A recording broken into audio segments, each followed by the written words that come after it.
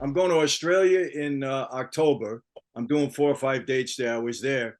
But then a company came to me. They're doing a tour in Cuba. And it's a whole big mob tour, for 3 days. And they lead a whole group of people. And they asked me to come and talk about, what our guys before us did in Cuba and all of that. So I said, Cuba, I don't like to go to places where I think they're not going to let me come home. Be careful. Be careful out there. Be careful out there. I have to ask you a question too. Some people and I will put together a mob tour in New York, like certain places. When you were running around, what was like a place that stood out to you that had mob activity? In Manhattan? Yeah, Manhattan, Brooklyn. We're going all over. Brooklyn, so many places, but this is a hideout that nobody knows about. We used to go to Sybil's, which was at the Hilton Hotel on 6th Avenue. And why we went there, all the stewardesses from all the airlines used to stay at the Hilton. And a bunch of us used to go there like once a week. Yeah. And Anthony, the parties, I don't even want to begin to tell you. Yeah. Don't say that. A lot of fun. Yeah. We used to go there. Regine's in the city was always a hot spot. Yeah. Did you ever go there? Yeah, I was there a few times. Shepard's, I used to go to Shepard's. I don't know if you know Shepard's. Yeah, Shepard's is good too.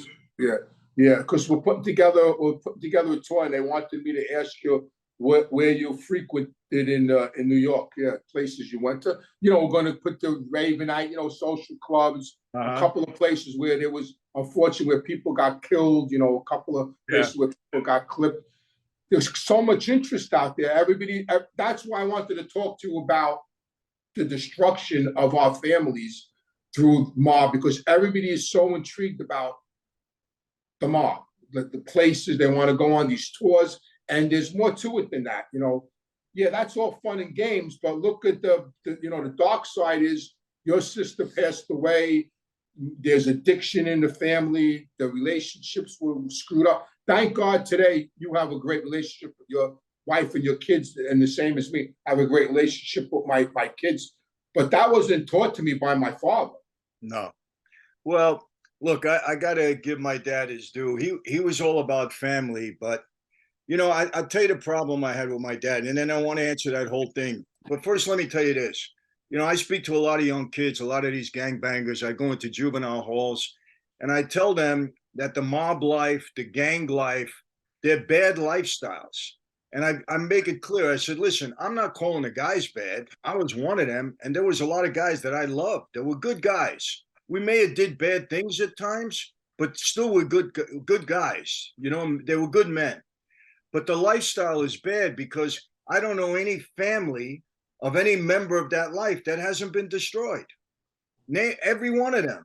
I mean, look, my family, my sister dies of an overdose of drugs. My brother's a drug addict for 25 years. I can't even begin to tell you what he put us all through. And Anthony, I'll be honest with you, I confess this. I did more damage because of my sister going into a bar in Queens and seeing some guys putting stuff in her arm, and it got me crazy. I lose my mind in the place, and I did more damage to people there than I did as part of our life, if you understand what I'm saying. I know for like a fact, yeah, for sure. My mother, 33 years without a husband, because my dad did all that time. If you knew their relationship at the end of my mother's life, her relationship with my dad was ugly. She blamed him for everything that went wrong, and rightfully so, And that's the same. This. If you talk to all the guys, it's the same thing. I speak to, John Gotti's Victoria. I talk to her. What a nice woman. But look at the destruction. All right, they maybe got a little bit better, but everything is destruction. So, and the one issue I had with my father, I said, Dad, I went to see him when my mom died, and he was in jail, and we got a special visit. I was in the attorney's room, and we're talking and this and that. And, I said to him, Dad, you never take responsibility for anything that happened in the family. I said, it's not right. You blame mom for everything. He said, well, it wasn't my fault. I was framed. I said, I know you were framed. I'll take that to my grave. 100% you were framed. But you weren't framed because you were a doctor, a lawyer, or a priest. You're framed Mhm. because you're one of us. We're on the street. We're targets. But Yeah, he would never take responsibility. I think that was guilt. So I understood that. But he had a hard time accepting it. He really did. If I was home, none of this would happen. I said, Dad, I believe that. But we got to expect. We know the government is bad. We know they frame us. We know it. And another thing, I got upset with him. I said, you were violated 5 times, each time for association. Don't you think one of those times you could have said, let me worry about the family and let me get out of here so they don't violate me every time? My family's falling apart. But he couldn't, he was just too old school, too indoctrinated. He didn't get it. Anthony, he didn't get it. yeah, yeah. My father was the same. I think it was in their blood, Michael. It was just who they were. My father, the same thing. He did 13 years. He came out of jail and he didn't miss a beat. It was like he never missed. He got right out, right back at it. It doesn't matter. He was 13 years. It doesn't matter. He missed his grandkids being born. It didn't matter that 3 kids became addicts. It didn't matter that I was in jail again. Nothing mattered. It just, he was Fat Andy, and he was going to be Fat Andy, just like Sonny was Sonny, and it just was their frame Absolutely. of mind, what they believed in. Absolutely. And I tell people, well, do you resent your father? I said, no, I love my dad. I loved him until he died. We had our differences, obviously. When I walked away, he was unhappy with me, of course. We patched it up, and it wasn't the same. I'll be honest with you. It wasn't the same because to him, he was going to die that way no matter what. And that was it. And I said to him, you sacrifice your whole family, Dad. You have to say that. And he would never, never do it. But I don't resent him, and I still love him.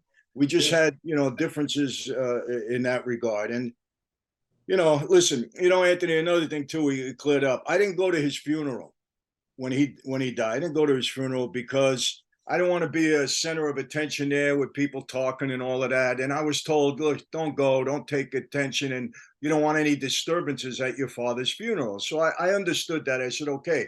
Now I went privately to visit him, obviously, and I went to the cemetery to see him. But people out there, they talk, oh, you didn't even go to your father's funeral and all of that. But they don't know. They don't understand what we had to go through. They don't get it. And I hate the fact when people try to talk to you about your personal life that they know nothing about. You know, we all had reasons for doing what we did, and it's nobody's business why we did it. Why we had to do it, because they don't know the dynamics of our family and what went down. They don't get it. But if you're on social media, you open yourself up for that. So we got to yeah. be accepted. Yeah, you explained it a while back, when you did your show, and you mentioned me, but they didn't walk in our shoes. These people didn't walk in our shoes. I know why you didn't go see your father's funeral, and that's what you needed to do. You would have went there. You know what would have happened? Some jerk would have been in there, made some off the cuff remark. What are you going to do? Have a fist fight at your father's funeral? Exactly. It just would have been a bad scene. I didn't go to my father's funeral, unfortunately, because the government wouldn't take me to my father's funeral. I was incarcerated. Michael, listen, I know you got to run. Thank you again for coming on my show. I appreciate it. I Well, hope listen, go ahead. this was nice. Whenever you got something on your head, we just jump on for a half an hour because Yeah, it was we like a can't have therapy these, session. yeah, we can't have these discussions with anybody else. They don't get it. And that's exactly how I feel. Listen, when I identify so much with you, it blows me away sometimes. And I call Pascal up right away. Oh my God, you got to hear what Michael just said. I went through the same thing, where the same thing happened to me. Because listen, my father and they go back forever. Oh, yes. My father almost winded up with your father. I don't know I know. how. It was either Sonny or Charlie or Sonny, Charlie or Sonny, and he went. And he always used to tell me, he goes, sometimes I think I made the wrong choice. I should have went with Sonny because it was such a smaller family compared Yeah. to where he went. It was like tremendous. He goes, I would Right. be a general. He said, I would be a general by now if I was with them. Yeah. But Well, my father always spoke well about it. I heard yeah, Fat Eddie's name 1,000 times. He always yeah, spoke well about him, yeah, always. But yeah. listen, I'm gonna be in New York. Are you coming up to New York? Yes, I was going to tell you. Yeah, I want to come up to New York for sure. I'm going to fly up that morning.